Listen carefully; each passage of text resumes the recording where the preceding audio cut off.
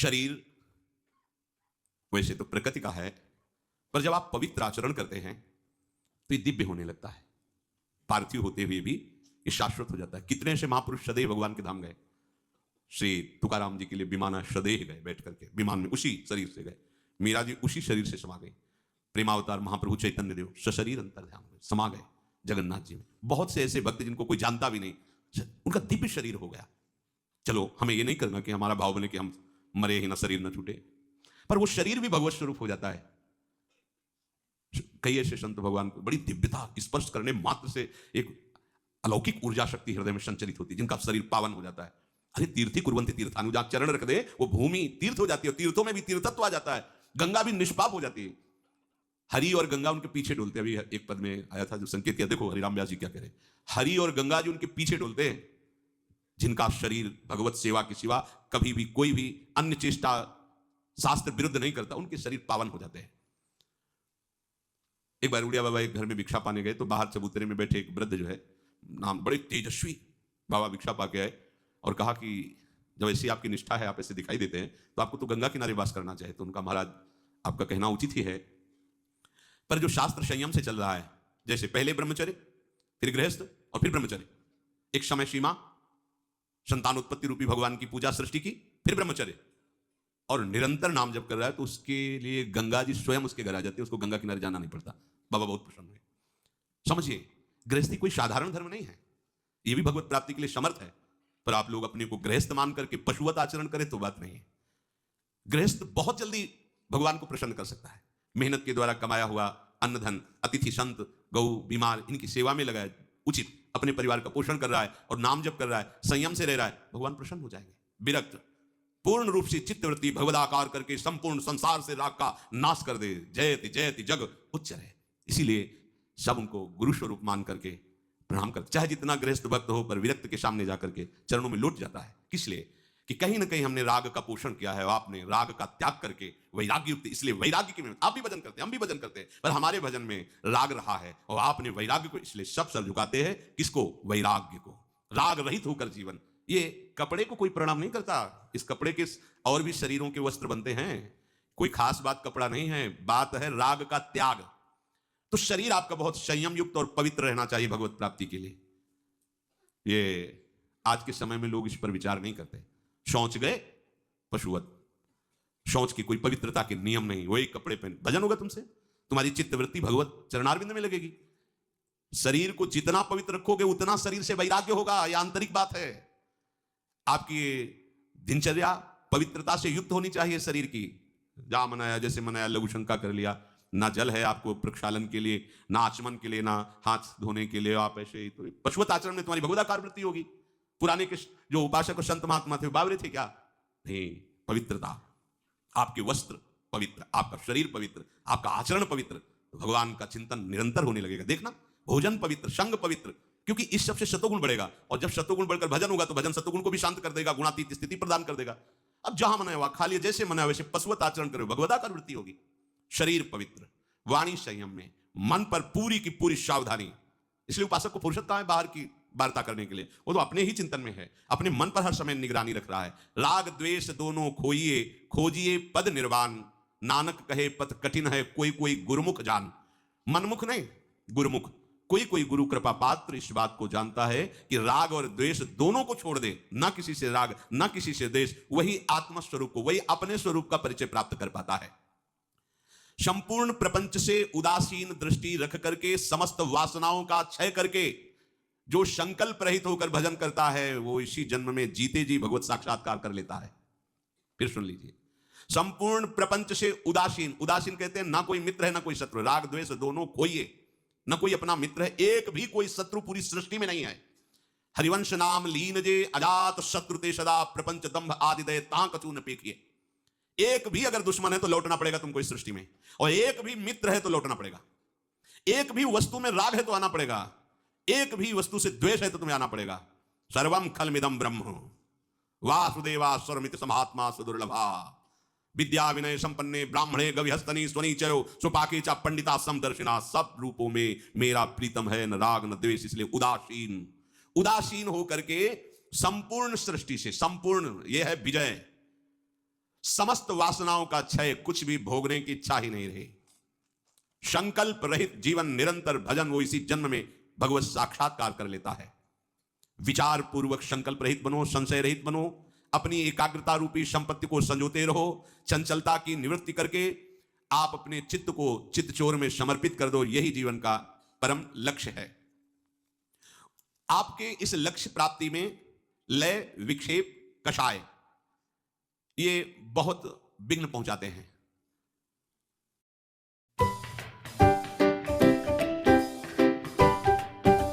Zepto. जिस समय हम भजन में बैठते हैं तो हमारा लय होने लगता है तमोगुण में। जैसे सत्संग चल रहा है, वो तो बहुत सावधानी है, नहीं तो अभी आपको सत्संग के शब्द रोक के घूंटा भी सुनवा सकते हैं। ऐसे सुना, ये बहुत विक्षेप है भजन में। तमोगुण में अपने को लय मत होने दो। एक नींद का समय रखो, उतने के अलावा नींद नहीं आनी चाहिए। आप कह दो हम जान नहीं पाते, सो जाते हैं, यह उपासक कैसे नहीं, ये तो विषयी पुरुषों का लक्षण है। हमने निश्चय किया, नहीं सुना, फिर नींद कैसे आ सकती है?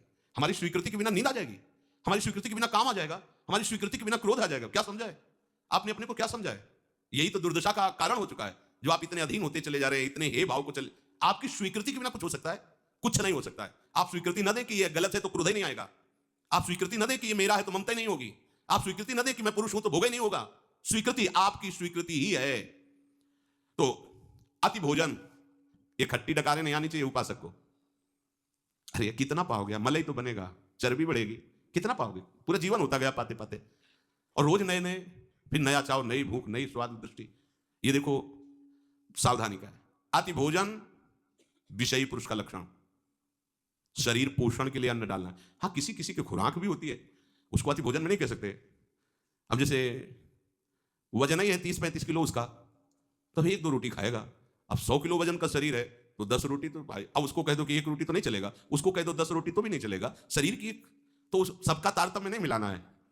तो बहुत हल्का शरीर है, बहुत ऐसे, अब वो अगर 10 पाता है तो बहुत अति भोजन होता है। लेकिन शरीर के अनुसार जितने में आपको पाने के बाद यदि 1 घंटा बैठना पड़े तुरंत, तो आपको ये ना लगे कि आपका पेट भरा है।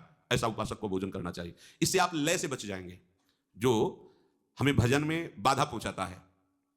ये लय, पहला तो अति भोजन, पकवान अति पा लेने पर फिर पाचन तंत्र पर प्रभाव पड़ता है, वो भजन नहीं होने देगा। और दूसरा है व्यर्थ चिंतन, ये लय के अंतर्गत ही आता है। अब भजन में बैठे, पूर्व की बातें आ रही, बहे चले जा रहे हैं, या कोई आगे का भोग का संकल्प, बहे चले जा रहे हैं, ये किसी ने अपमान, ये सब उसी समय आएगा जब आप भजन में बैठोगे। आप जब भजन में बैठोगे, भगवत चिंतन में, ये उसी समय सब आएंगे, पूरा प्रपंच आएगा। पूर्व में किसी ने कोई कड़वी बात कह दी, अचानक जांचो उसने ऐसा कहा, फिर आपको ये लय सहना पड़ेगा। मन दे रहा है, आपको स्वीकार नहीं करनी है बातें। दूसरों के भजन की न्यूनता दिखाएगा। हम तो सुबह इतने बजे उठते हैं, वो तो सोता रहता है, और वो ऐसे माला लेके बातें करते, हम तो भजन करते हैं, वो ऐसा वो ऐसा। ये उस समय जब भजन कर रहे हैं, बहुत सावधान। और कोई नशा करना, बोले थोड़ी चना मटरा की तरह भांग चढ़ा लो तो बोले बढ़िया ध्यान लगता है। भैया सिद्धों के काम है, साधुकों के नहीं। आप इस चक्कर में न पड़ना। सिद्ध संतों की लीलाएं बड़ी विचित्र विचित्र होती है। 10 तोला संखिया जय रोज पाते थे। उड़िया बाबा इस बात को देखने के लिए उनके पास गए और कहा, महाराज हमने सुना 10 तोला संखिया पाते हैं। हाँ, बोले आज हम आप पाते देखेंगे आपके। हाँ, बोले हमारा तो रोज करें, 4 बजे आ जाना, हम 4 बजे पीसते हैं संखिया धतूरा। वो महाराज इतने में तो 25 आदमी मर जाएंगे। आप कैसे? बोले अभ्यास। पहले दिन एक बीज ऐसे रगड़ के चाटा था, और धीरे धीरे एक बीज, फिर 2 बीज, इतना। अब शंकर भगवान हलाहल जहर, तो आप उनकी प्रसादी, धतूर का फल चढ़ता शंकर जी में, सेव का फल चढ़े तो प्रसाद रूप में धतूर खाओगे क्या? तो ये भी देख रहा है कि बड़े बड़े सिद्धों की अलग अलग लीलाएं रही।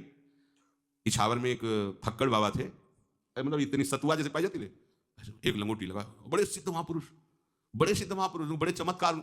साधक को ये सब नहीं करना चाहिए। आपको बिल्कुल कोई नशा नहीं, तंबाकू नहीं, और ये जो दुनिया के जितने कोई भी नशा, जिसकी याद आवे ऐसा कोई व्यसन, आपको रोटी ही दाल से काम चला लो आगे। नहीं तो आजकल ज्यादा सिद्धि इसी में चल रही है कि हाँ थोड़ा सा लगा। एक संत भगवान को देखा वह समय, तो हमें लगा बड़ा भजन, गंगा किनारे भ्रमण, बड़े अंदर से, मतलब बड़ा श्रद्धा बड़ी किया समय से, शांत ऐसे एकदम। तो कहा महाराज आपकी तो वृत्ति देख के ही लगता है कि तू। बोले पिंड नहीं छूट रहा, अफीम खाते थे वही अभ्यास में। बोले पिंड नहीं छूट रहा, थोड़ी अफीम चढ़ा ली उसे ऐसे। हमें लगा कि मतलब ऐसी बढ़िया उन्मनी अवस्था है, मतलब हर समय अचेत रहते हैं। भैया ये सिद्धि काम नहीं करेगी भगवत प्राप्ति में, ध्यान रखो। चैतन्य होकर युद्ध करना है और समस्त विकारों पर विजय प्राप्त करना है। कोई भी व्यसन उपासक के जीवन में नहीं होना चाहिए, तो लय से बच जाएगा। उसी को ध्यान कहते हैं, जो लय हमारे यहाँ भगवत प्राप्ति में बाधक आ गया है। जैसे आप कोई नशा पाए, तो बोले बढ़िया यार, बड़ा मन, चूंकि उस समय मूर्छावस्था जैसी होती है ना, एकदम बेशुद्ध अवस्था, तो उसको देखो देखो इसमें पकड़ो एक बात, संसार का चिंतन छूटा, उसको आनंद लगता है, नाली में पड़ा है, दूसरे दिन फिर पिएगा। क्यों? क्योंकि वो ऐसे संसार का चिंतन छोड़ नहीं पाता। जहां वो पिया तो मूर्छा सी अंदर से आई, वो संसार का चिंतन उसको विश्राम सा मिलता है। शयन में, नींद में जो आपको विश्राम मिलता है ना, संसार का चिंतन छूटने का। खास बात समझो, ये संसार का चिंतन छोड़ने पर ऐसा लगता है। कोई भी नशा जितना संसार का चिंतन छुड़ाता है उतना प्रिय लगने लगता है। ये इसीलिए कहा गया सबसे बड़ा नशा नाम है। अगर आप नाम निरंतर जपो और जागृत में संसार का चिंतन ना हो तो आप परमानंद में डूब जाओगे। तभी तो जिसको चस्का लग गया ना इस नशे का, नाम का, नहीं जो अभी एक परिवार आया था हमें परिचय, हर समय नाम, हर समय हम बार बार उनका स्मरण करके अंदर भाव, धन्य है ऐसे गृहस्थ, हर समय वो नाम, पूरा परिवार लगकर, ये देखो ये है जीवन, ये जीवन है। हम पूरे के पूरे समय हमें भगवान ने दिया भजन के लिए, पूरा का पूरा जीवन दिया है, हम लोग प्रमाद करते हैं। देखो गृहस्थ है और नाम निरंतर, धन्य है वो गृहस्थ, धन्य है वो भूमि, धन्य है जहां ऐसे जन रहते हैं जिनकी जिह्वा से हर समय ना उनको भगवान की विशेष कृपा प्राप्त है। और विशेष कृपा प्राप्त करने के लिए ये जरूरी है, जरूरी निरंतर विक्षेप। ये जो बार बार विषयों का चिंतन होता है, चिंतन के अनुसार क्रियाएं हो जाती है, भगवत प्राप्ति में बहुत बड़ा विक्षेप है। विषय चिंतन, विषय क्रिया, और इस विक्षेप को आप विक्षेप मानते ही नहीं है, नहीं तो आप क्यों करते हैं? माना स्फुरना हो सकती है, पर आपसे क्रिया कैसे होती है? और जब क्रिया हो रही है तो आप साधक नहीं तो साध समाज में फिर रहने लायक नहीं हो, बैठने लायक नहीं हो, संभाषण लायक नहीं हो। ये व्यवहार का मार्ग थोड़ी है, ये व्यवहार का मार्ग नहीं है, ये परमार्थ है। अगर आप प्रियालाल के प्रति समर्पित नहीं हो, आपके आचरण पवित्र नहीं है, आप आचरण पवित्र नहीं करना चाहते हो, आप चिदानंद तत्व में स्थित नहीं रहना चाहते हो, तो जिसने अपने सगे संबंधियों का त्याग कर दिया वो तुम्हारा कैसे साथ स्वीकार कर सकता है? सोचो, जिसने, जो शरीर को पैदा करने वाले हैं, शरीर के सगे हैं, उनको तो ऐसे छोड़ दिया, फिर तुम्हें क्यों स्वीकार करेगा? तुम्हें तो इसीलिए स्वीकार किया ना कि तुम वास्तविक सगे हमारे हो, प्रियालाल से संबंध रखते हो, विषय निर्विकारता की तरफ आगे बढ़ रहे हो, तो स्वागत है आपका हमारे सगे संबंधी हो, हमारे स्नेही हो। नाते नेह राम के मनियत सुहद सुसेव्य जहा लो, अंजन कहां आंख जो फूटे, बहुतक कहो कहा लो। वो अंजन किस काम का जो आंख फोड़ दे, वो मित्र किस काम का, वो शिष्य किस काम का, वो संग किस काम का, जिसके चिंतन में हमें प्रियालाल ना दिखाई दे, जिसके आचरण में प्रियालाल के प्रति समर्पण ना दिखाई दे, किस बात का मित्र? बहुत सावधान। विक्षेप से मुक्त होने के लिए अनात्म पदार्थों का चिंतन, उनके भोग की वृत्ति, उनमें सत्यत्व बुद्धि, सुख बुद्धि, इसका त्याग करना होता है। कषाय, मन के भोगों के चिंतन में लगने पर जब हम उसको हटाते हैं तो वो हमें क्लेश देता है। जो इस क्लेश को ना सह करके मन के अनुसार चल देता है उसे कषाय कहते हैं। प्रायः कोई बिरला ही सूरवीर होता है जो इस बात को सह पाता है। बाहर की लाठी के प्रहार को सहा जा सकता है, लेकिन मन की मार को केवल महात्मा सह सकता है, दूसरा नहीं। इतनी मार देता है कि अपने हाथ से फांसी लगा लेता है आदमी, अपने हाथ से जहर खा लेता है, लेकिन मन की मार नहीं सह पाता। और उसी को जो सह जाता है वो महात्मा होता है, इसलिए जगत बंधनी होता है वो। मन की मार को सह जाना, ये बहुत बड़ी बात है।